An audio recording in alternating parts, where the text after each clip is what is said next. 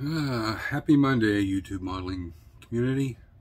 This is Rusty here, Rusty Rotor, Rick, whichever you prefer to call me.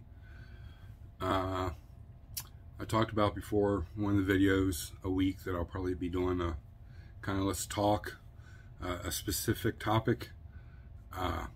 You can leave your comments down below, what you think about it, add to it, correct me.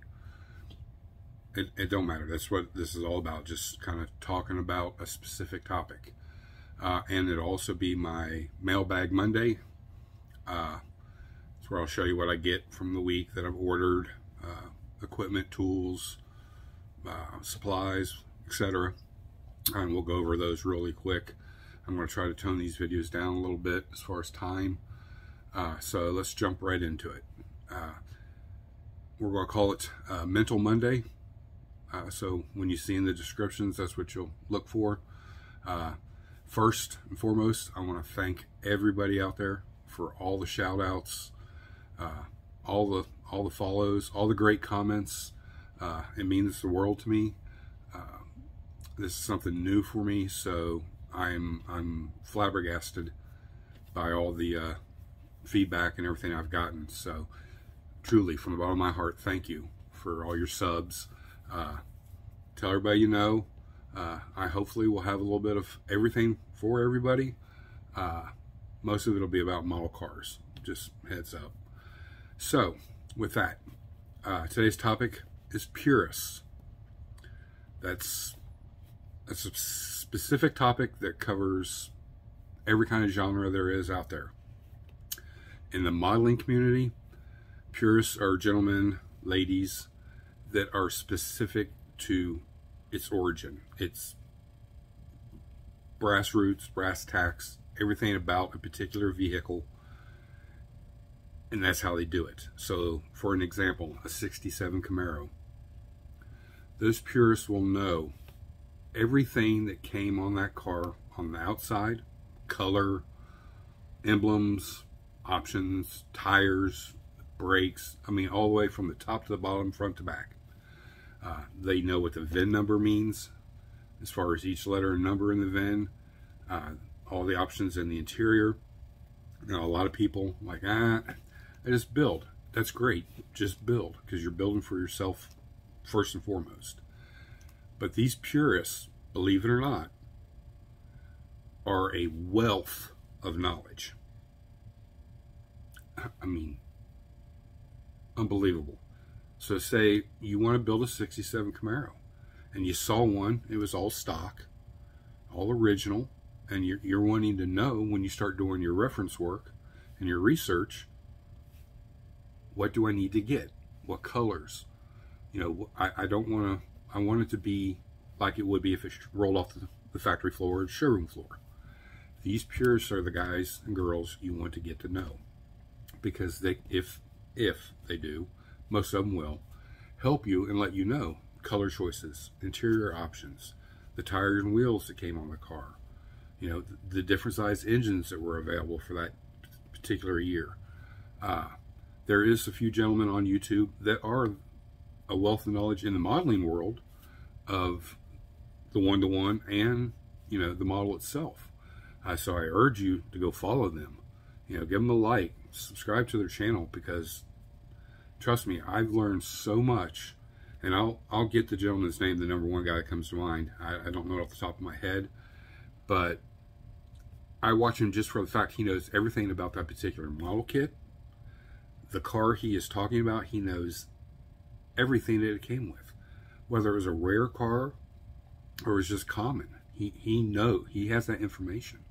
So if you decide to do a build pertaining to that, these people are who you need to seek out first. They're going to be your best reference. And of course the internet, you know, you can find pretty much whatever you need, but just that one-to-one communication, kind of like what we're doing now, you can't beat it.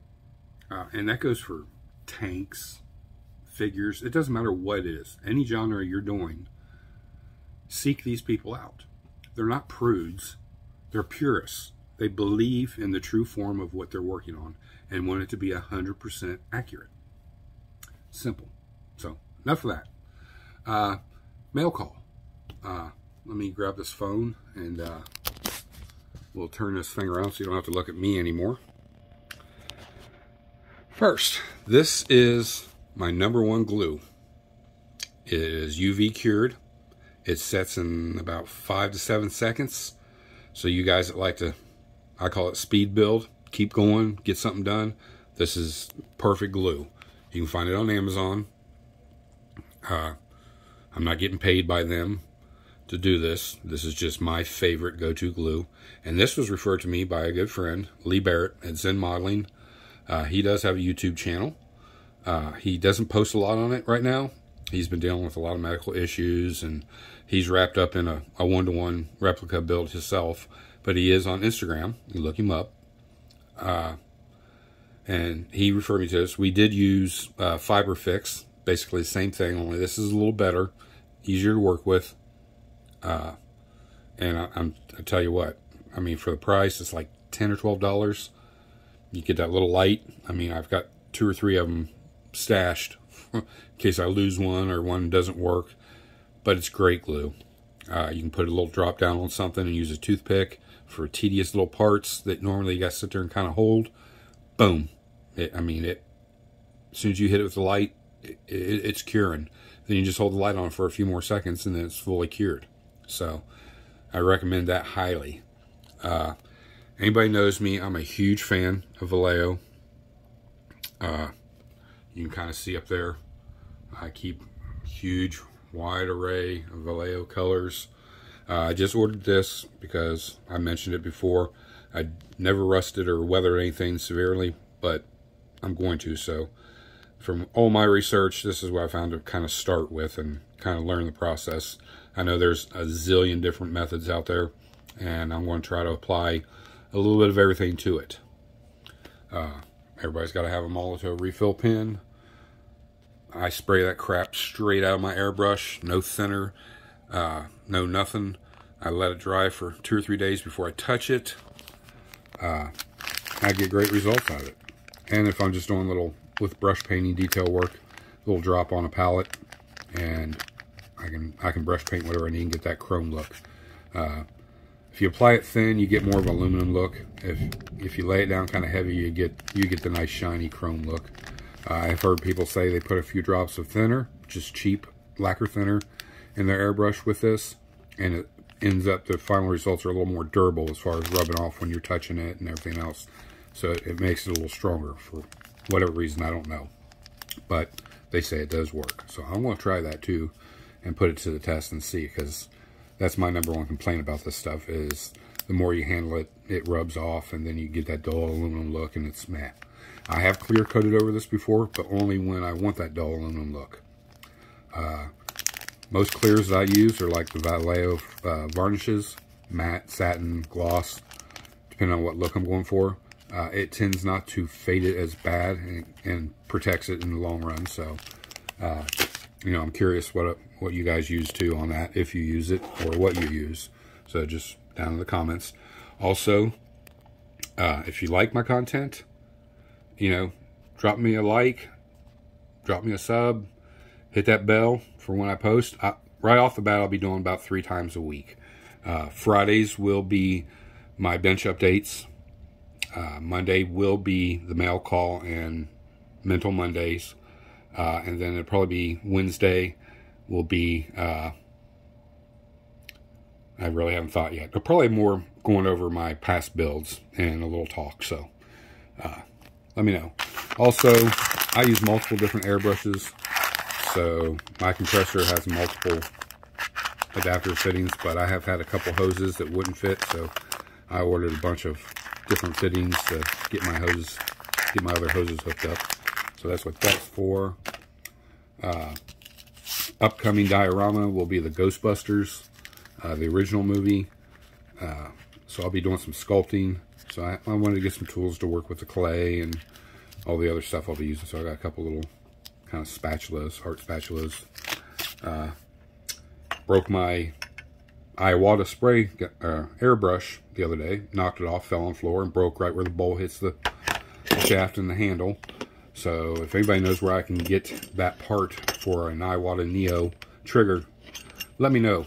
down in the comments, because every place I can find every part for it but that piece. And I'll take you over the spray booth real quick and show you the piece I'm talking about. This shaft right here. Get it to focus. As you can see where it broke off.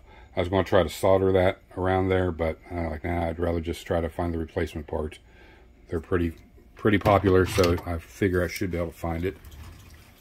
Back here, so in the process of breaking that, I broke my holder, so I got a new and improved airbrush holder. Also, I've got a pack of wood chisels, but for me, they're plastic chisels, and for clay and anything I do, they're razor sharp. They can be sharpened or resharpened, so I should get years of use out of these things. So I think those were just a few dollars, like $4 or $5 on Amazon. Super Lube dry film lubricant. Spray a little bit on a little microfiber towel, just a little bit. Wipe the inside of your FET out on your 3D printer. Keeps it from your prints sticking to the FET. Some rubberized funnels, strainers, when you're pouring your resin back in or your alcohol back in the bottles. You can throw this in your cure and then just flex it, and all the resin will pop right off of it. So great addition. We'll come around here. I didn't show it last time. These are my 3D printers. I have the Anycubic Photon Mono X. I think that is it's either a 7.8 or an 8.9 build plate, for all you that know anything about them, because I know zero. I'm on the learning curve right now, so any help would be appreciated. And that's my Anycubic cure and wash station. And then supplies I keep up here.